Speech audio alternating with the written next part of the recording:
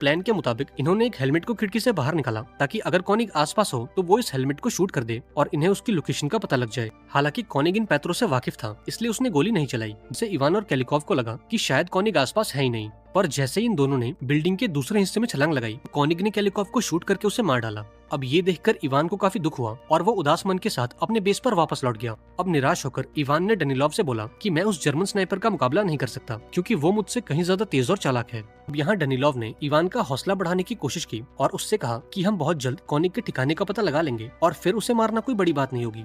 इसके बाद हम कॉनिग को देखते हैं जो एक रशियन न्यूज़पेपर में इवान की खबरें पढ़ रहा था और साशा उसके जूतों को पॉलिश कर रहा था। दरअसल साशा एक डबल एजेंट है जो एक जर्मन जासूस होने का नाटक करता है और जर्मन सैनिकों के पीठ पीछे उनकी सारी खबरें रशियन आर्मी तक पहुंचाता है। अब यहाँ कॉनिग ने साशा को वो न्यूज़पेपर दिया और उसे जर्मन भाषा में ट्रांसलेट करने को बोला। अब साशा ने इस न्यूज़पेपर को जर्मन भाषा में ट्रांसलेट किया जिसमें इवान की बहादुरी और उसके स्नाइपर स्किल्स की तारीफ की गई थी। अब बातों बातों में साशा ने कॉनिग को ये बता दिया कि वो इवान से मिल चुका है और इवान आए दिन उसके घर भी आता है। अब ये सुनते ही कॉनिग ने इस बच्चे को खाने पीने का लालच दिया और इससे उस ठिकाने के बारे में पूछा जहाँ से छुपकर इवान अपने मिशन को अंजाम देता है। अब कॉनिग का भरोसा बनाए रखने के लिए साशा ने उसे इवान का ठिकाना बता दिया जहाँ से छुपकर इवान जर्मन सैनिकों का शिकार करता है। अब ये जानकारी मिलते ही कॉनिग भी उस ठिकाने पर चला गया और घात लगाकर इवान का इंतजार करने लगा। इधर साशा इवान के पास पहुंचा और उसे कॉनिग के प्लान के बारे में सारी जानकारी दे दी। अब पूरी बात जानने के बाद इवान भी उस ठिकाने की ओर निकल पड़ा और कॉनिग को चकमा देने के लिए वो एक पाइपलाइन के जरिए आगे बढ़ने लगा। इधर कॉनिग मेन गेट पर अपना निशाना लगाकर बैठा था कि तभी उसे पाइपलाइन से कुछ आवाजें सुनाई दी। अब ये सुनते ही उसने फौरन अपनी पोजीशन चेंज की और पाइपलाइन में जो भी है उसके बाहर निकलने का इंतजार किया। अब जैसे ही इवान और उसका साथी बाहर निकले तो कॉनिग ने इन पर गोली चला दी। अब इस हमले में इवान का साथी घायल हो गया और इवान के हाथ से उसकी राइफल छूट गई। हालांकि इवान समय रहते कवर में आ गया और अपने साथी को हेडक्वार्टर्स में वापस लौटने को बोला। इसके बाद उसने अपने चाकू को एक रस्सी से बांध दिया और अपनी राइफल को वापस खींचने की कोशिश की, पर तभी कॉनिग ने गोली चला दी और इवान की रस्सी के 2 टुकड़े कर दिए। अब ठीक इसी वक्त जर्मन प्लेन्स ने आसपास बमबारी कर दी जिससे बिल्डिंग में लगे कांच के टुकड़े इवान के आसपास गिरने लगे। तभी कॉनिग ने कांच के टुकड़े में इवान की रिफ्लेक्शन देखी और वो उस पर घात लगाकर बैठ गया ताकि अगर वो जरा सी भी हरकत करे तो वो उसे शूट कर दे। इधर इवान का जख्मी साथी हेडक्वार्टर्स पहुंचा और डनिलोव और तानिया को पूरी बात बताई। अब ये सुनते ही तानिया ने एक बंदूक उठाई और फौरन इवान की मदद के लिए भागी। अब उस पाइपलाइन से होते हुए वो इवान के पास पहुंची, पर जैसे ही वो पाइपलाइन से बाहर निकली तो इवान ने चिल्लाकर उसे कॉनिग की लोकेशन बताई और उसे उन पाइप्स के पीछे छुपे रहने को बोला। अब इवान ने अपना दिमाग लगाया और तानिया को कॉनिग की लोकेशन बताकर उसकी तरफ एक शीशा मोड़ने को बोला।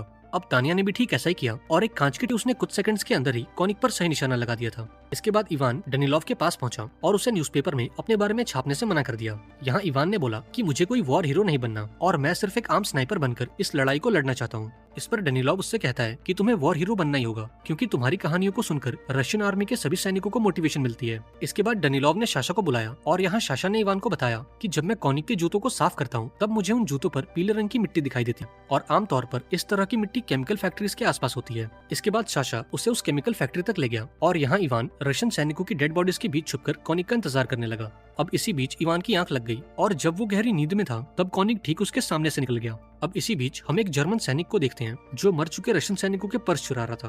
अब इसी बीच उसका हाथ इवान पर चला गया और इस सैनिक ने इवान को मरा हुआ मानकर उसकी जेब से उसका पर्स निकाल लिया। अब यहाँ इवान ने भी मरने की एक्टिंग की क्योंकि अगर वो थोड़ी सी भी हलचल करता तो ये जर्मन सैनिक उसे जान से मार देता। अब ये जर्मन सैनिक अपने कमांडर के पास गया और उसे इवान का आई कार्ड दिखाया। अब इस आई कार्ड को देखकर कमांडर को यकीन हो गया कि अब इवान मर चुका है, इसलिए उसने कॉनिग को अपने पास बुलाया और उसे अपना सामान पैक करने को बोला। वहीं दूसरी ओर जब रशियन कमांडर को इवान के मौत की खबर मिली तो उसके पैरों तले जमीन खिसक गई। अब उसने फौरन डनिलोव को बुलाया और इस खबर को दबाने को बोला क्योंकि अगर रशियन आर्मी को यह पता लगेगा कि उनके हीरो को जर्मन्स ने मार दिया है तो वो सभी अंदर से टूट जाएंगे।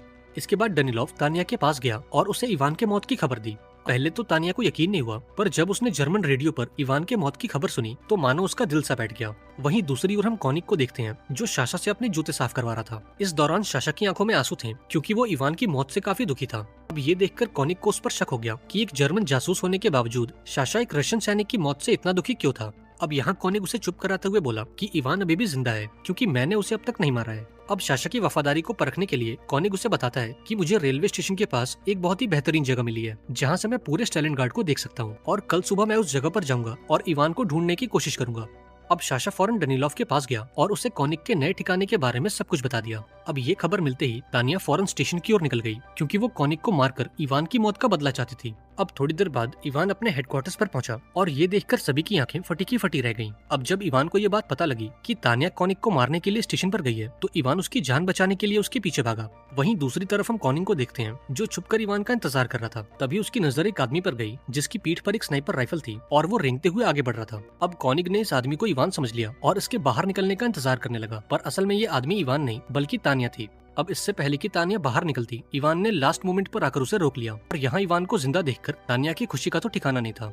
बातों बातों में तान्या ने अपने प्यार का इजहार किया। इसके बाद इन दोनों ने एक दूसरे को किस कर लिया।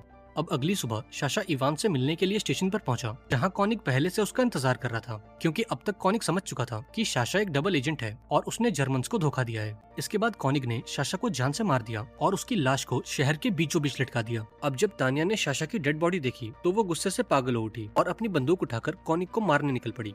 अब यहाँ इवान ने उसे रोक लिया और उससे वादा किया कि वो कॉनिक को मारकर साशा का बदला जरूर लेगा। इसके बाद जर्मन सैनिकों ने स्टालिनग्राड के लोगों पर हमला कर दिया और चारों तरफ अफरा तफरी मच गई। अब ये सब देखकर तान्या साशा की मॉम के पास गई ताकि वो उन्हें नाव में बिठाकर इस शहर से बाहर निकाल सके।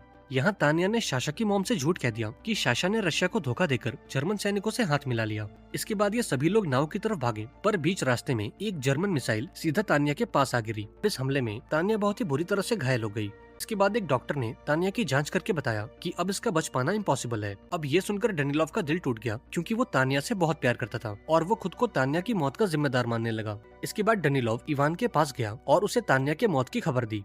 अब ये सुनकर इवान को भी काफी दुख हुआ और उसकी आंखों से आंसू निकल गए। अब कॉनिक की लोकेशन का पता लगाने के लिए डेनिलोव ने खुद को एक्सपोज कर दिया और ये देखते ही कॉनिक ने उसे गोली मार दी। अब यहाँ कॉनिक को लगा कि शायद उसने इवान को मार दिया है, पर फिर भी वो अगले कई घंटों तक यहीं छुपा रहा। लेकिन जब घंटों तक इंतजार करने के बाद भी उसे सामने से कोई हलचल दिखाई नहीं दी, तो वो इस किल को कंफर्म करने के लिए उस जगह पर जाने लगा। पर जैसे ही उसने रेलवे लाइन को क्रॉस किया, उसकी नजर इवान पर गई जो बंदूक ताने उसका इंतजार कर रहा था। अब यहाँ कॉनिक ने अपनी हार एक्सेप्ट कर ली और अपनी कैप उतारकर इवान को रिस्पेक्ट दिखाई। अब यहाँ इवान ने बिना देरी किए कॉनिक को एक हेडशॉट मारा और उसकी बंदूक को सम्मान के तौर पर डेनिलोव की बॉडी के पास रख दिया। अब इस घटना के 2 महीने बाद रशियन आर्मी ने जर्मन्स को खदेड़ दिया और स्टालिनग्राड को दोबारा से अपने कब्जे में ले लिया। अब कुछ दिनों बाद इवान को तान्या का एक लेटर मिला, जिसमें तान्या ने बताया कि वो एक हॉस्पिटल में एडमिट है और पहले से काफी बेटर है। इसके बाद इवान तान्या से मिलने पहुंचा और अपनी आंखों के सामने उसे जिंदा देखकर इवान की जान में जान आई।